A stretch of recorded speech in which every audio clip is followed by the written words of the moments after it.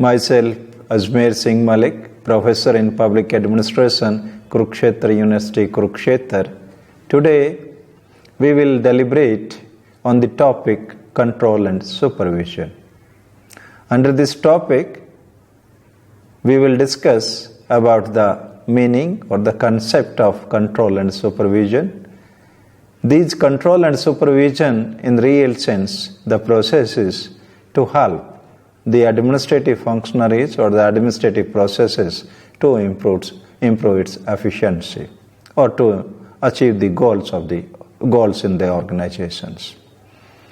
Naturally, these are the two distinct processes, and during the talk or during this lecture, we will distinguish between what is control and what is supervision.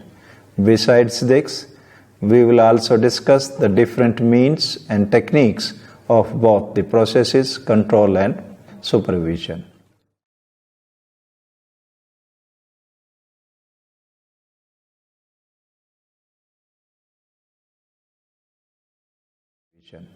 So, first we start with the control and supervision.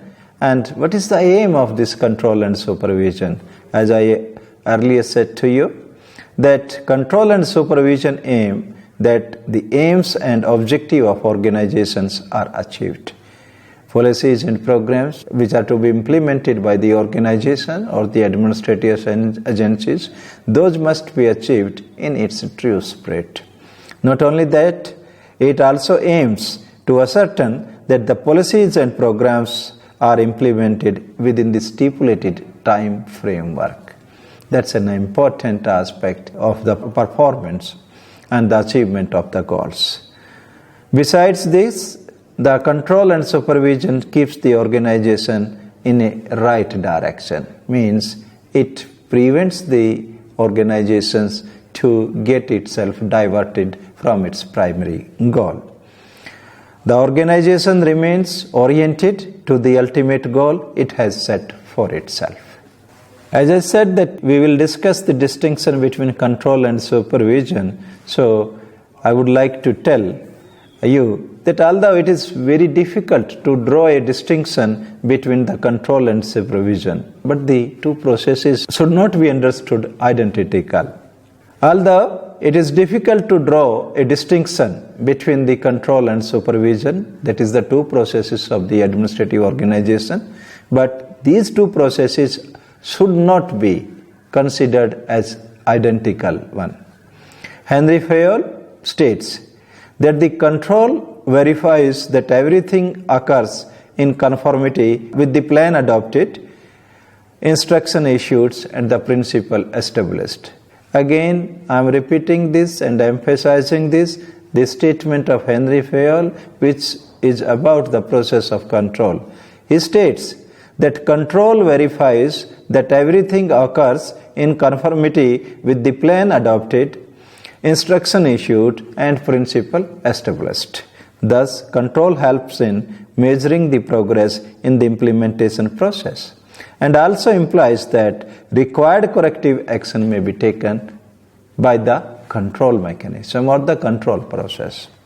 On the other hand, Margaret Williamson defined supervision as a process by which workers are helped by a designated staff member to learn according to their needs, to make the best use of the knowledge and skills, and to improve their abilities so that they do their job more effectively and with increasing satisfaction to themselves and the agencies.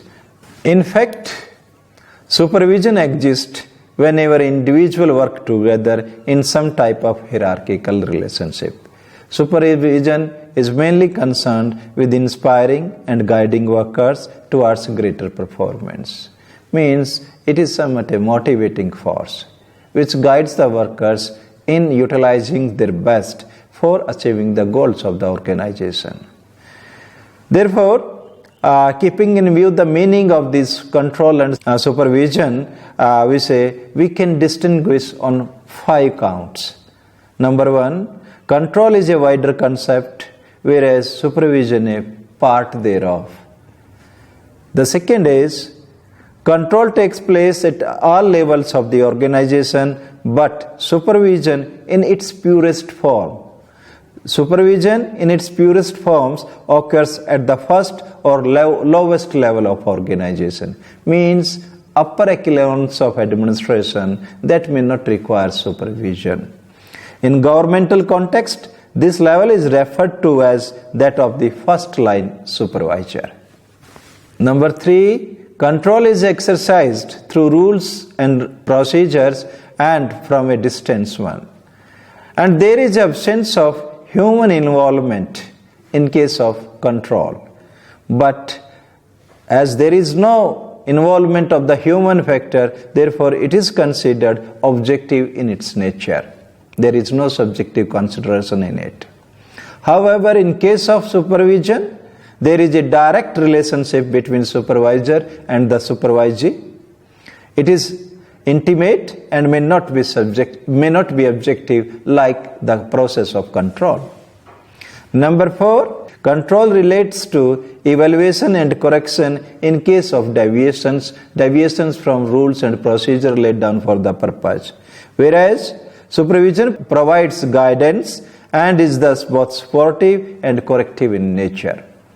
Lastly, we can say the main objective of control is to ward against arbitrariness and whimsical attitude, negative attitude. Whereas the purpose of supervision is to ward against the situation, directionless and waywardness. So these are the 5 kinds of the distinctions we can list between the processes of control and supervision. There is one more, we can add one more distinction, and that distinction is that controls more aims at adherence of rules and procedure, although it is inherent in earlier distinctions, but we are focusing it that there is adherence of rules and procedure in case of control. In the second distinction, we expressed this kind of the things, whereas in case of supervision, it aims at more effective performance and quality control of the performance. So this is about the distinction between the 2 processes. Now we take up each and both of these processes for discussion, and first we take the control. Control may be formal, control may be informal. This is the traditional and most obvious classification, most obvious typology of the control. In case of formal control, generally it means the formal control is generally prescribed legally, and it is also exercised through the prescribed channels and through the rules and procedures as we discussed in the meaning and the distinctions between control and supervisions. Again, this formal control may be internal or it may be external. In informal control system, on the other hand, another typology of the control, the informal control system, on the other hand, is that which is not operated according to certain rules and regulation, which has not operated through certain specified channels, which has not been operated certain established mechanisms and the institutions. There may be not a necessity of legally laid down rules and regulation in case of informal kind of control. No doubt, that kind of control is also within the framework of general law of the country. But there is not a specific kind of the statutory provision, specific kind of the rules and regulation laid down for the purpose. As for example, the control exercised through the media, the control exercised through public opinion, and again that the professional code of conduct, etc., that has been considered as the tool of informal type of control. And naturally, informal type of control, as we stated, it is most of the time it is an external one, not like the formal control, which is both internal as well as external one.